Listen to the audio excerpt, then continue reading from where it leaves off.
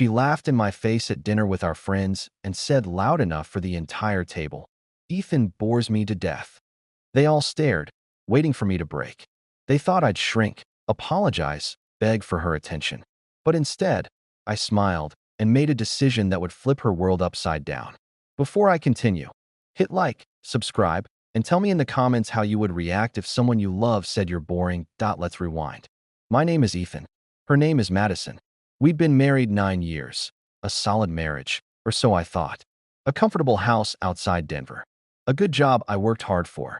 Weekends by the fireplace, planning trips we hadn't taken yet. I believed in steady love, the kind where you know your partner always has your back. But she started craving fireworks.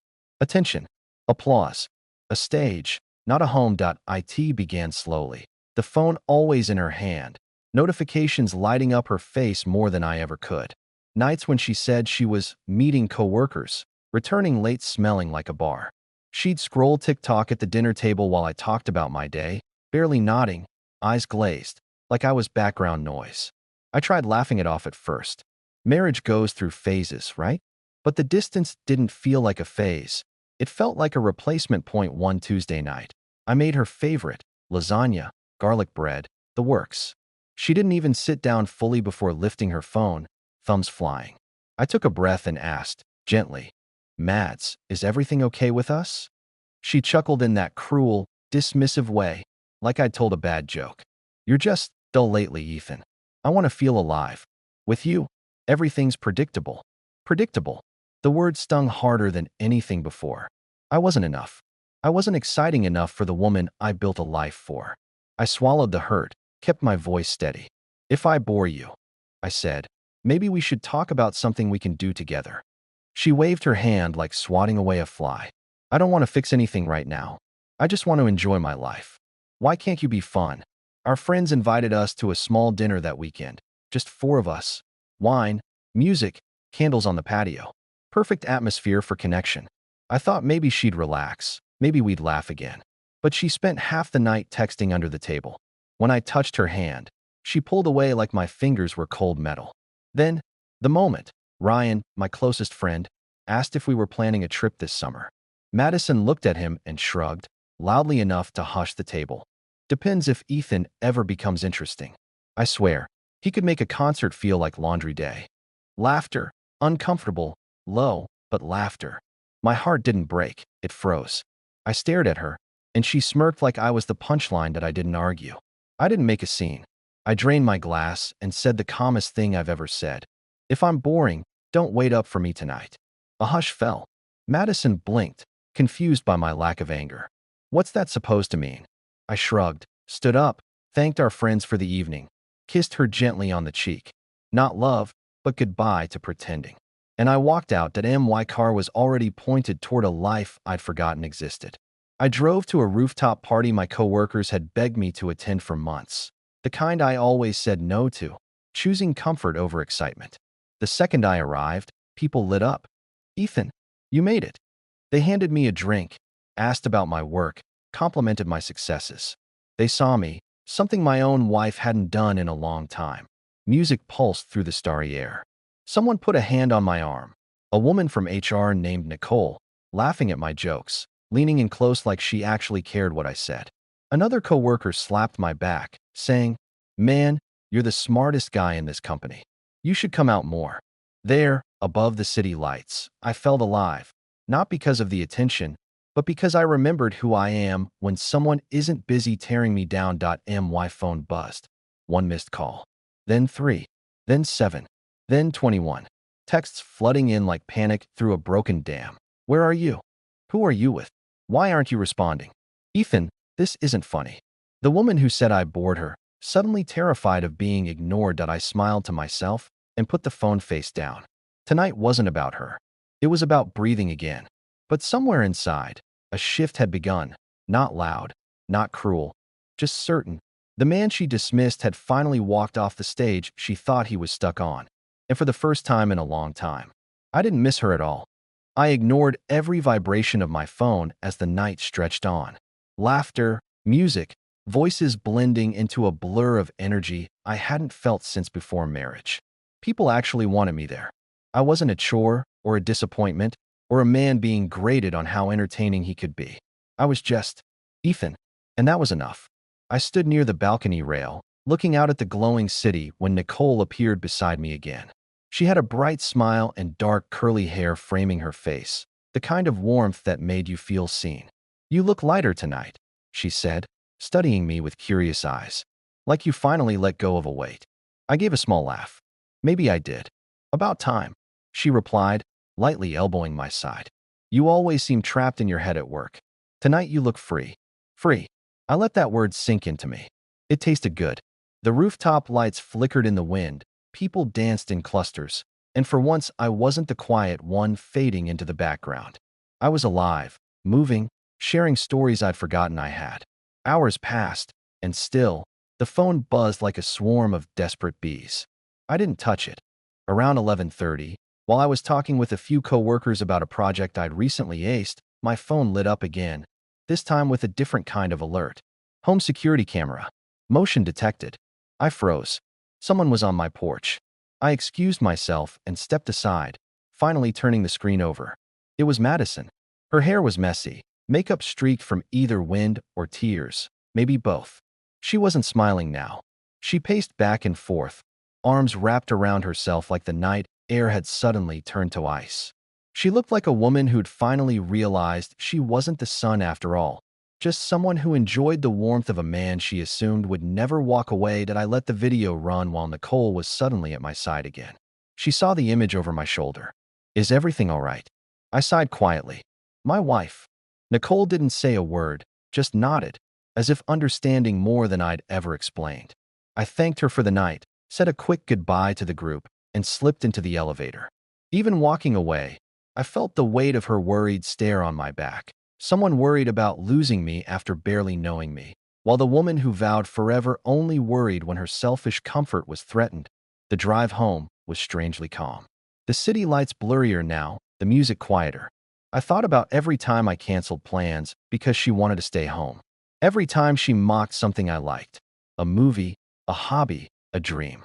Every time she called my stability boring. All those moments stacked like bricks in a wall between us. And now she was finally staring at that wall and realizing she was on the wrong side. When I pulled up to the house, Madison ran toward me as if I were a lifeboat in the middle of a storm. She grabbed my arm, breath shaky. "Ethan, please." Her voice cracked, desperation raw. "Please just come inside. I didn't know where you were. I didn't know if you were safe." I raised an eyebrow. "Safe? I thought I bored you." She closed her eyes, pain flickering across her face. "I didn't mean that. I was angry, I was stupid. Please, let's just go inside and talk." Her fingers tightened around my sleeve, clinging like a child afraid of being left behind. I gently removed her hand. "You told me I make life predictable, so I decided to surprise you." She looked stunned, not used to me having the last word. "Ethan, please, I'm scared. I thought maybe you left for good." Her bottom lip trembled as she searched my eyes for comfort. But that version of me, the one who rushed to reassure her, didn't live here anymore. That I stepped past her toward the porch, and she followed tightly, heels clicking unevenly on the pavement. "Why didn't you answer me?" she demanded, voice turning sharp. "Why did you ignore my calls?" I turned, meeting her stare. Because for once, I didn't feel like explaining myself to someone who doesn't value me. She looked as if I'd knocked the wind out of her. She whispered, "I was wrong." But it wasn't a real apology. It wasn't remorse. It was fear. Fear of losing control, losing attention, losing the man she thought would always be waiting. I unlocked the door and stepped inside. She rushed after me, but I paused in the doorway, blocking her path. "Madison," I said quietly, the calm in my voice louder than any yell. "Boredom isn't caused by the person you're with. It's caused by taking someone's value for granted." She stared up at me, eyes wet, mascara carved down her cheeks in messy lines. "I see your value now," she whispered. "I see it. Please, just don't shut me out." That was the moment I realized something important. She didn't change because she wanted to be better. She changed because she was afraid to be alone. I held the door half open, half closed between us like a verdict still pending. "I'm not shutting you out," I said with a calmness that unsettled her even more. "But I'm not letting you drag me down either." Then I walked inside, leaving her on the porch, in the cold night she created with her own words. She called my name once more, a plea caught in her throat. But I didn't turn around, I didn't lock the door behind me. I didn't slam it. I just let it close slowly, letting the silence finish the sentence she never expected to hear. I woke up the next morning to a strange sensation, peace. No rushing to check if Madison was angry. No worrying whether I'd failed some invisible test of entertainment for the day. Just a quiet morning, sunlight slipping through the blinds, and Max, our retriever, curled beside the bed like he always used to when things were good. I made coffee, breathing in the aroma like it was freedom in a cup. My phone was silent now, not because Madison stopped caring, but because I had turned off her notifications before falling asleep.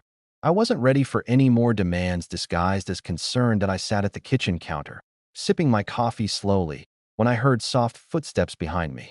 Madison appeared in the doorway wearing one of my shirts, hair messy, eyes tired like she hadn't slept. She hesitated, as if walking any closer might cause something to break. "Good morning," she whispered, voice trembling with caution. I nodded. No smile. No greeting filled with warmth I didn't feel. Just acknowledgement. She tried to read my face, searching for hope, searching for the man she used to control so easily. She sat across from me, twisting her fingers nervously. "Ethan, about last night." I raised my hand, stopping her. "Don't rush into explanations you haven't thought through." Her eyes widened at my tone, calm but firm. She wasn't used to calmness with boundaries. "I'm not trying to argue," she said. "I'm trying to fix this." I studied her closely, not the surface, not the fear, but the motive. Fixing this, or fixing her comfort? Before I could answer, my phone buzzed. This time a work reminder. I grabbed my keys and stood up. "I'm heading to the office." She blinked, confused by how easily I could walk away. "Can we talk tonight?" she asked. I shrugged softly. "We'll see." And I left her sitting there. In silence she had earned a tea. The office. Things felt different. People smiled bigger when they saw me, greeted me with a new kind of respect. Last night hadn't been a fluke. I mattered here. I wasn't boring to them. My boss, Mr. Turner, clapped a hand on my shoulder during a meeting. "You were a hit last night," he said with a grin. "We need to get you out of your shell more often." I chuckled, but inside, a quiet fire burned. The realization that I didn't lose my spark. I had just buried it under someone else's expectations. Around lunchtime, messages from Madison started again. "Are we okay? Please just tell me something. Ethan?" Then voicemail, her voice small, shaking. "I'm scared. I don't know how to fix this. Just come home." I didn't respond. Not out of cruelty, but because her panic was not yet clarity. It was just fear tugging at a safety net she thought would hold forever. When I arrived home that evening, Madison was already waiting in the living room. Candles lit. Dinner on the table. Steak cooked perfectly, just how I always made it. She rarely cooked for me. She stood up quickly when she saw me, hope flashing in her eyes. "I made your favorite," she said, voice too bright, too rehearsed. I removed my coat slowly, watching her carefully. "Why?" she faltered. "Because I want us to have a nice night together." She approached, trying to hold my hand. I stepped back calmly. "You think a dinner wipes away words you meant?" Her face twisted with hurt. "I didn't mean them." "You did," I replied. "You wanted me to feel smaller so you could feel bigger." She looked like I pushed her off balance without touching her. She pulled a shaky breath. "I thought if you chased after me, it would prove you still cared." I tilted my head. "Love isn't proven by chasing. It's proven by showing up." Tears welled in her eyes like she'd never thought of that before we sat, and she forced herself to eat, chewing mechanically. The silence between us wasn't comfortable. It was reflective. She was finally listening, truly listening, to a silence that had become louder than any argument. Midway through dinner, her phone buzzed. She flinched, shutting it off immediately, sliding it away as though it were a sin. "I turned off notifications for everyone," she whispered. "I want to focus on you." But I remembered the many nights she never turned notifications off for me. After dinner, she followed me to the couch, sitting too close, trying too hard. "I miss us," she said softly. "I miss how steady you are. How safe I feel with you." I didn't respond right away. I stared ahead, letting her sit in the reality she created. Finally, I said one simple truth. "Safe isn't the same as boring." She covered her mouth, choking back a cry. "I never meant to hurt you. I was selfish. I thought you'd always be there no matter how I treated you." I met her eyes, really met them, and she froze at the person staring back. I was not the man she could manipulate anymore. I wasn't angry. I wasn't emotional. I was simply aware, fully aware of my worth. She reached for me, fingers brushing my sleeve. Ethan, please. I'm trying. I gently moved her hand away. Trying begins with admitting why you acted that way. And it wasn't my fault. She nodded, tears spilling freely. But pain alone isn't growth. Pain is only the doorway. She stayed quiet after that, not defeated, but stripped of excuses. Like a person seeing the mirror for the first time and not loving the reflection. She looked small, not because I made her feel that way, but because the pedestal she built for herself had finally crumbled. Later, when she asked if I would sleep beside her, I simply shook my head. I need space, I said, to remember who I am without being told I'm not enough. The shock on her face was real. She never imagined I would be the one needing distance. She always believed I was the one who needed her. She curled up alone in our bed. I lay on the couch, staring at the ceiling, but no longer with doubt. No fear of losing her. Only clarity. If I had to lose myself to keep her, the price was too high. The night settled quiet and deep. Madison cried softly in the other room, not loud enough to control me with guilt. Just the sound of someone who finally understood she was no longer in charge of the story. I woke to the sound of soft knocking on the living room wall. Not loud, just enough to say she was awake and terrified of the silence. Madison peeked around the corner, eyes red and puffy. She wore the same shirt as yesterday, sleeves pulled down like she wanted to disappear inside it. Ethan, she whispered, can we talk? I sat up slowly, still wrapped in the blanket from the couch. The morning light hit her face in a way that made every insecurity visible. She looked like someone who'd finally realized the ground beneath her wasn't as solid as she believed. She approached with hesitant steps, clutching a mug of coffee she must have made for me. I don't deserve your forgiveness, she said, placing the mug on the table. But I can't lose you. Her voice cracked, raw with panic. I thought I needed excitement.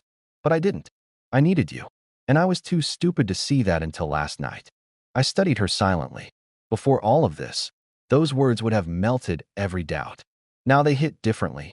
Too late, too reactive. Not change, but fear of change. Madison, I said calmly, you didn't just say something cruel. You believed it. You treated me like background music in your own movie. She closed her eyes, tears sliding down her cheeks. I know, she whispered, and I'd give anything to take it back. She reached for my hand again, slower this time, as if she finally understood that access to me wasn't guaranteed. Ethan, I was lost. I cared more about how the world saw me than how the person who loved me felt. I thought being admired made me valuable, but standing out there alone last night, I've never felt so small. Her voice shook as she grabbed tissues, wiping her face with trembling fingers. Please, tell me what to do. I'll do anything to fix this. I looked at her, really looked, not through the lens of past promises, but through the reality of who she chose to be. You can't fix anything in a day, I said. Respect isn't a switch you flip. Trust doesn't regrow overnight. She sank onto the couch beside me, careful not to invade my space. Silence lingered for a moment, not angry silence, reflective. I want to earn you back, she said quietly. I want to be someone you're proud to be with. That part, I believed, not because she said it, but because I saw the terror of truth in her eyes. She finally understood something I'd always known. Love without respect is just dependency dressed up as romance. Hours passed. We cleaned the house together, doing something normal, something grounding. She cooked us lunch, checking every detail twice like it mattered. Because now, to her, it did.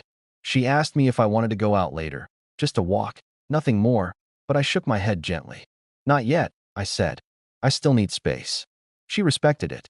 For the first time in a long time, she respected a boundary. As evening approached, Madison hovered near me again. Not desperate, just present. She looked nervous, like a person waiting to hear whether their future still existed. Ethan, she murmured, will you come home tonight? It was a sad question, because technically, I was home. But emotionally, I'd stepped far away from her that I stood up, grabbed my jacket, and walked toward the front door. She followed quietly, fear rising in her voice. Where are you going? I turned to face her, seeing everything she didn't say. Please don't leave me. Please don't show me what life looks like without you. Please don't let this lesson become permanent. You once told me I bore you, I said softly. But boredom happens when someone stops appreciating what's real. She nodded quickly as tears welled again. I know. I didn't appreciate you. I forgot how lucky I was. I placed my hand on the doorknob, letting her feel the weight of this crossroads. Last night, I said, you got a taste of what it feels like when I'm not the safe option waiting at home. She swallowed hard, shaking. I hated it, she whispered. I hated every second of not knowing if you'd come back. I leaned in closer, lowering my voice. Maybe that fear will help you remember the value you overlooked. Madison's knees almost buckled as she grabbed the wall for support. Please, she said in a trembling whisper, just come home to me tonight. For a moment, the old me, the man desperate to soothe her fears, tried to surface. But I didn't reach for him. Instead, I made a choice that would define everything from this day forward. I'll be back when I'm ready, I said. Calm. Final. Not a threat. A boundary. Her tears fell freely now, the full reality finally settling over her shoulders. I stepped outside, letting the cool air fill my lungs. I didn't slam the door. I didn't raise my voice. I simply walked away, allowing the silence behind me to speak the truth she had ignored for far too long. Sometimes a person must stand alone in their own mistakes. To wake up, I headed down the driveway. I thought of all the years spent shrinking myself just to make her feel entertained. Those days were over. If she wanted excitement, she could look in the mirror and confront the chaos she created. I wasn't responsible for her happiness anymore, only my own. That I didn't look back. And she didn't chase me this time.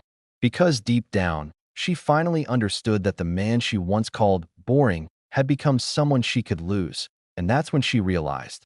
The quiet ones are the hardest to replace. If you want the next powerful story, make sure to subscribe, leave a like, and drop a comment below. Your support helps me bring you more real-life twists like this one.